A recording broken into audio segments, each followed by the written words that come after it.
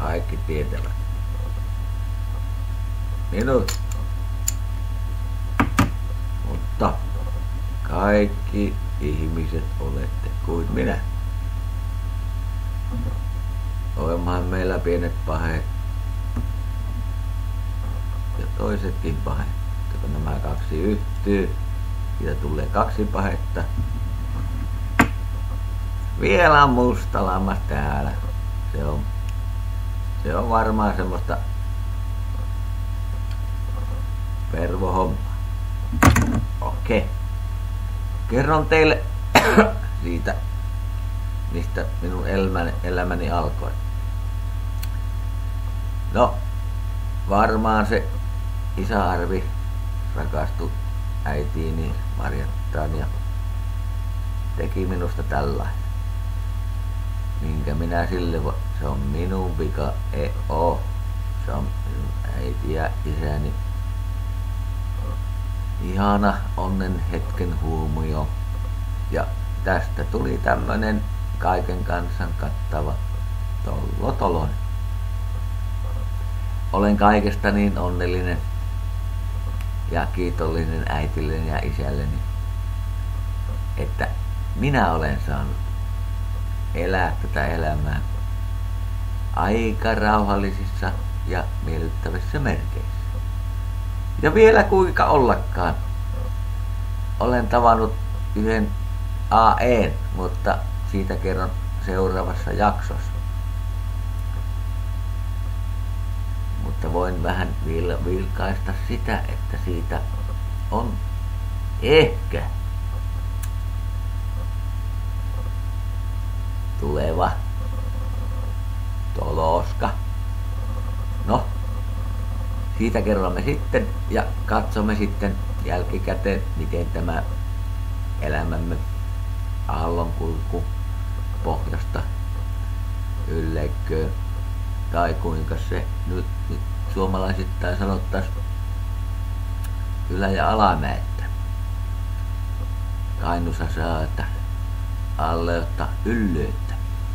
Ja talvellakin kuljettiin monojen päällä sukka jalassa. Ja siitäpä tulikin mieleeni. Ja sieltä se on perisin, jos joku ihmettelee, mistä se tollon sukkatanssi on keksinyt. Piipii. Lainasi sitä minulta kysymättä ollenkaan lupaa, mistä se sukkatanssi tulee. Minä nimittäin ikäkin minulla alkaa olla jo vähän yli 25 ja olen sukkatanssia harrastanut jo 15 vuotta sitten, kun isoäitini puki minulle monojen päälle sukat, ettei vaan Riston jalat palvelu. Eikö siis palellu? Katsokaa nyt, ihan terveet varpaat. Ja minua nimenomaan kiinnosti aina tämä isompi varvas. Nämä pikkuvarpaat aina paleltu. Iso varvas ei saanut paleltua. Tähän piti, ja mummu kääri aina tähän vähän isomman sukka ja tähän ei käärinyt ollenkaan sukkia. Siitäpä minulla välähti. Hoopot. Idea. Iso varvas, iso sukka. Jees. Nyt. Mutta joku aikanaan keksi sitten semmoisen. Ai niin, muistin. Mullahan on toinenkin jalka. Täällä sama homma. Pikkuvarpaat, ei sukka. Iso varvas, sukka. Joo. Ja yllättävä myös se. Mutta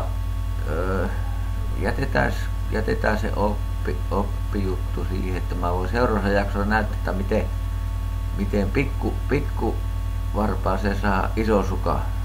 Vai miten? Mitenpä se oli? Siis iso varpaaseen saa pikku suka. Eikö joo? Joo. No se on pieni mulkkusten puheita. Jatkamme juttua Niin. Niin. Arja huuti tuolta takkaa, että mikä vitu pikkumulukku. Ehkä. Ai niin, iso mulukku. Ai, joo. Nyt joudumme pikkusen sulkemaan tätä lähetystä. Jatkuu ensi torstaina. Onko tänään on ensi torstaina pokerikilpailujen jälkeen tulee uudet sukkakuviot. Ehkä minä voin sitten aukaista nappia vähän pidemmälle. Palaamme. Anteeksi häiriö. Nyt on pakko vähän keskeyttää.